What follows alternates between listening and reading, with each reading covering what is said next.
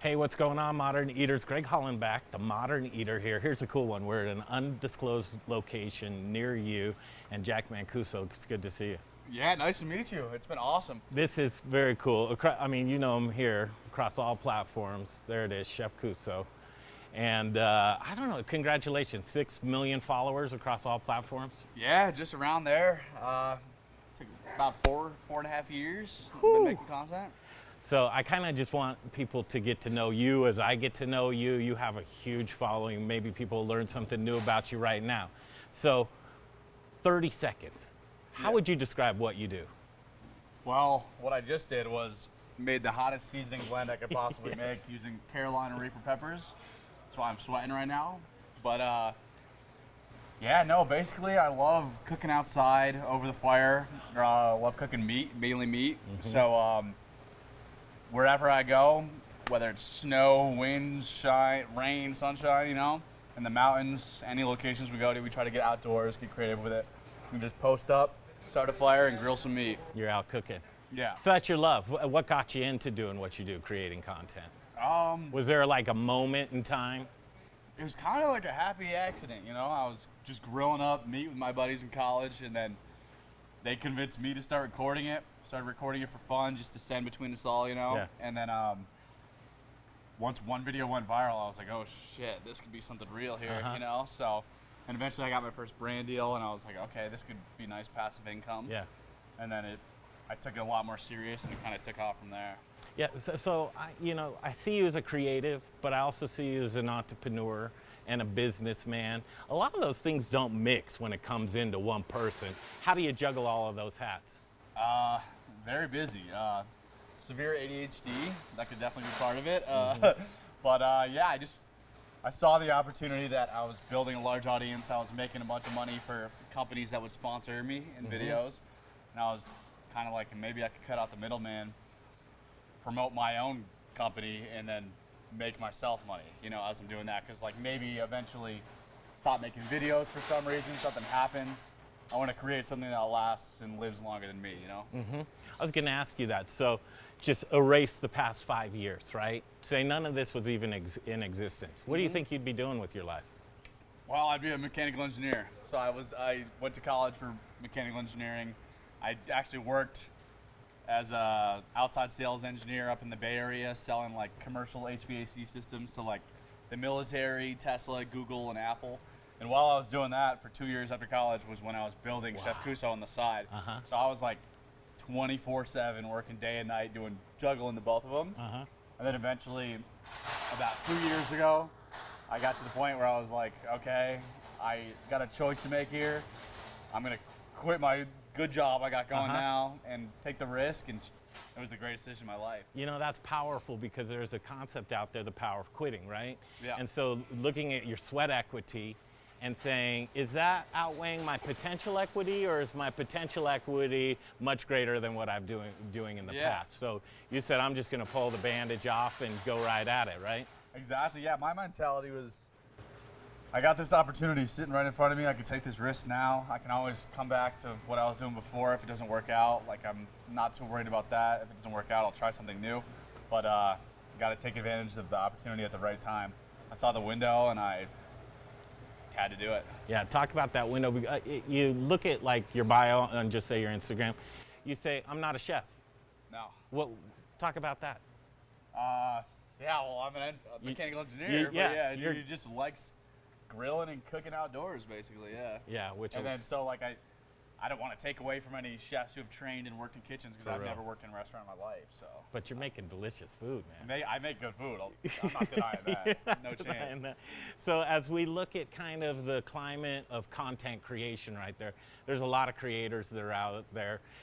There's a ton of people just in the food space because they love to be in the food space. Yeah. Food porn is so prevalent. Oh, yeah. What do you say to somebody that wants to get into that food space and actually make progress? Because let's face it, likes and follows is really your barometer for progress, isn't it? I know, it is definitely a little bit of a toxic lifestyle, but because you're basing yourself off the views you get, but the views directly correlate to how much money you actually bring in. So what I would recommend is to not build up so much anticipation before you post your first video, just start posting videos and don't expect to go viral or anything within the first 20, you know? Within the first 50, even 100. Just keep, as long as you stay consistent, see what other people who are doing well are doing, and then make it your own. Learn from a bunch of different other people who are doing well in that space, and make it your own, stay consistent, put your head down and work, and have that delayed gratification of like, maybe it could happen. And so I would just recommend posting. Yeah. Just post. Frequency, and then just having great stuff to be able to put out there for people to see and consume. Exactly. Yeah, which you do a great job of. So as we look at kind of your business and your business model, you've got your fingers in so many things. I mean, just kind of give that run. I mean, you want to take a nap after you hear how busy this guy is.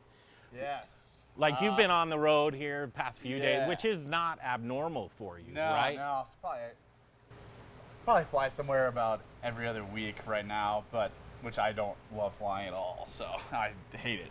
But I love going places, it's fun. Past 5 days, we flew directly to San Francisco, immediately filmed with the San Francisco Giants, taste testing the food at the ballpark. Then right the next morning, flew to Denver, did taste testing for the Rockies, and then next morning, filmed a video up in the mountains, the Rocky Mountains, with Arby's. I saw that. Yeah, It was super cool. Yep. And then today, we're here. We're filming a video making seasonings. Making seasonings. And so that's a big part of your business as well, right? I mean, yeah. if you're making content and you're getting views, why not have stuff to sell? Exactly. And you make great spice rubs and Yes. liquids, right? Yeah. Yeah, well, soon. Yeah, we got sauces coming soon. They're not out yet, but probably in October at some point. Leads me into like one of my last questions. So as you look around corners and into your crystal ball and you're in the lab saying, okay, the Cuso brand, tell a secret. What do you got cooking up? Well, the sauces are the next thing on the podium going on right now. And then eventually, like way down the line, like 5-year plan, I want to make Cuso grills. Use that mechanical engineering degree that I have and create Cuso grills. That way I can do something fun. Sweet. And make grills as well. Sweet would be that. Because that's definitely a huge passion of mine. Get some live fire going on in there too, cool accessories, good engineering, and that would be a blast. I would love to do that. Let's wrap it up with a quick fire type of thing here. Okay, sweet or savory? Savory. Savory, all right. Your favorite animal to grill? Beef. Beef? Yeah. Your favorite cut of beef? Tomahawk ribeye or picanha. Specifically, I love Australian Wagyu. Specifically, yes, it is. Okay, if you are to put together, what's your favorite spice blend that you have?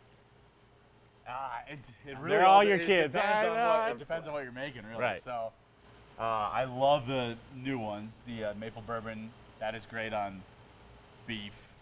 Maple bourbon's amazing on beef. So is dirt. So is hot honey.